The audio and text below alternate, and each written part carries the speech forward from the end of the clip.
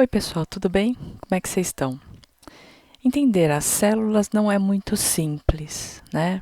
Então, a gente vai tentar agora entender melhor como é que as outras organelas do citoplasma atuam para que a célula viva. Vamos lá. Imagina que eu tenho aqui a seguinte situação. Eu tenho células eucariontes, heterótrofas, que precisam capturar alimento ou substâncias que não passam diretamente pela membrana plasmática, que não conseguem entrar nem sair por difusão. Se for uma partícula sólida, a célula pode fazer o seguinte, ó, imagina que eu tenho aqui membrana plasmática, citoplasma e o núcleo. E essa célula vai se alimentar de uma bactéria, uma partícula sólida. Então, o que vai acontecer? A membrana plasmática, ela vai projetar pequenos braços que literalmente abraçam essa partícula. Esses braços são chamados de pseudópodos ou pseudópodes. Quando esses braços conseguem englobar toda a partícula, ocorre uma fusão aqui da membrana plasmática e eu formo dentro do citoplasma um vacúolo ou uma bolsa que contém esse alimento dentro. Eu chamo essa estrutura de fagossomo. Esse processo, então, de captura de material sólido, eu chamo de fagocitose. E isso acontece através da ação de pseudópodos. Quando essa partícula a ser capturada não é sólida, mas é representada por partículas líquidas, a membrana plasmática, ao invés de projetar pseudópodos, ela forma uma espécie de um canal. E eu chamo esse canal de pinocitose. Ela é uma invaginação. Aqui está escrito evaginação, não está correto não, é uma invaginação.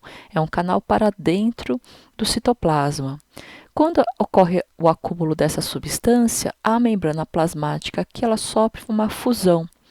E da mesma maneira que lá na fagocitose, vai formar aqui dentro um vacúolo que tem esse alimento. Só que como aqui o alimento ele é líquido, o vacúolo chama-se pinossomo.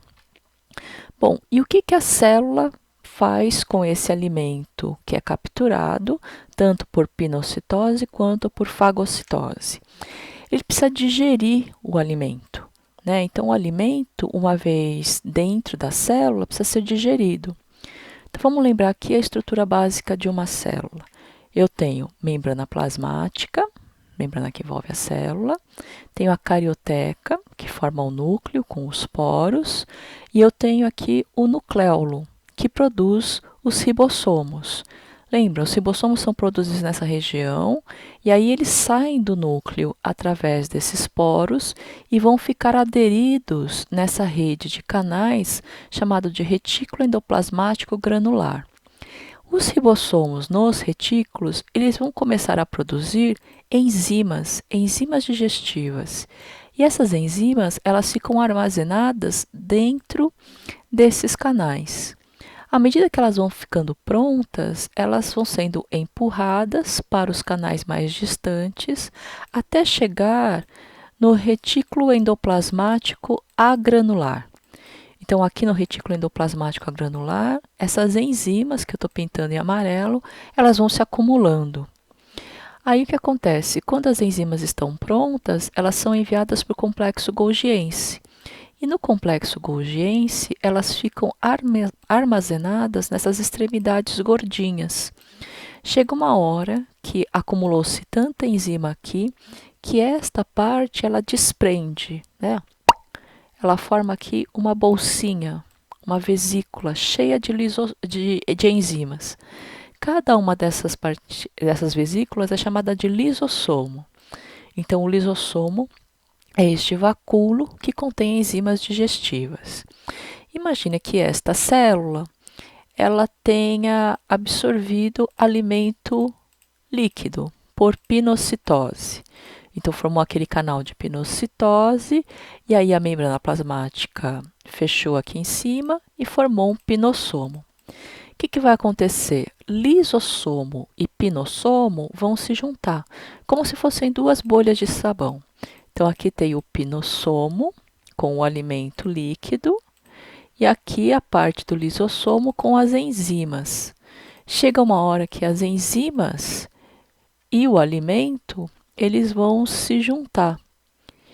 E ao se juntar, começa a acontecer a digestão. Então, esse alimento é quebrado e aí este vacúolo, que tem a mistura do alimento com as enzimas, ele vai receber o nome de vacúolo digestivo. E aí, o que vai acontecer? Os nutrientes que a célula precisa, ela vai absorver.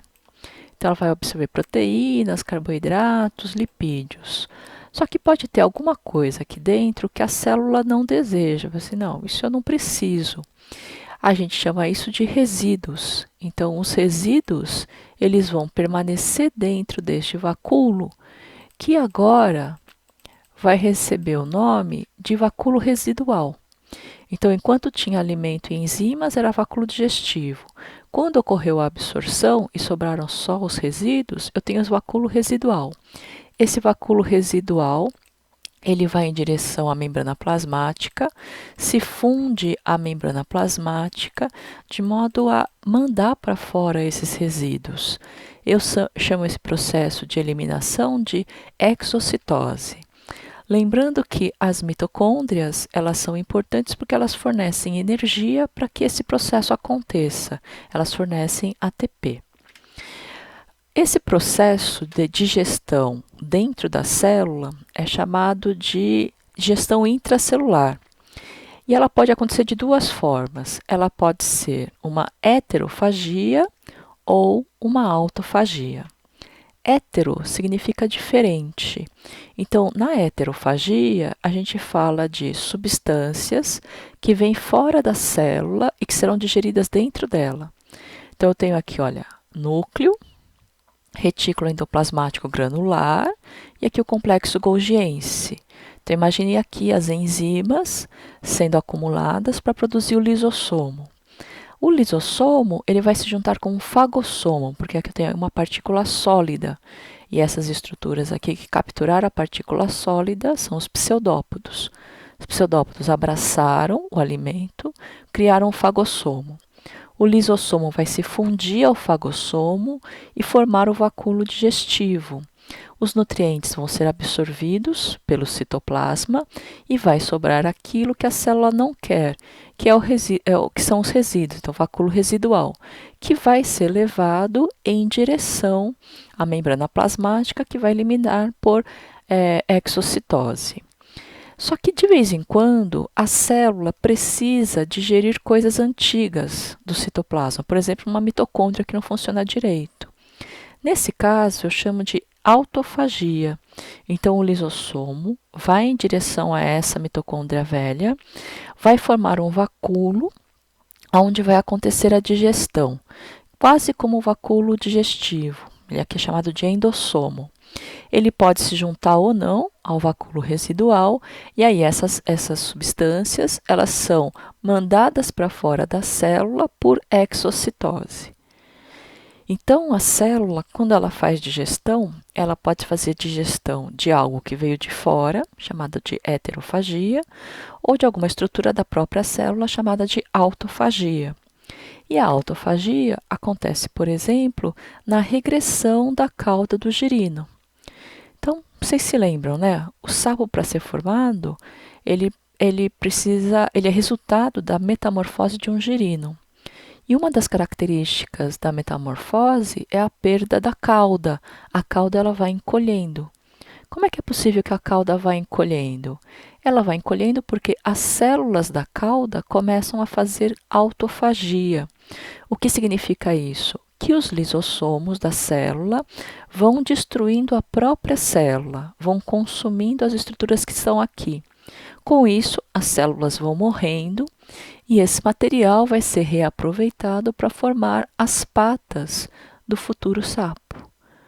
Então, a gente tem aqui um gráfico que mostra aqui o tempo e a concentração de protease. Protease é uma enzima que justamente faz autofagia. Então, à medida que o tempo vai passando, a quantidade de enzimas aumenta. E essa quantidade de enzimas coincide com a regressão da cauda, com a diminuição da cauda udigerino. Bom, pessoal, é isso. Espero que vocês tenham entendido. Qualquer coisa, vocês me procurem. E a gente vai se falando, tá bom? Fiquem bem aí. Beijos.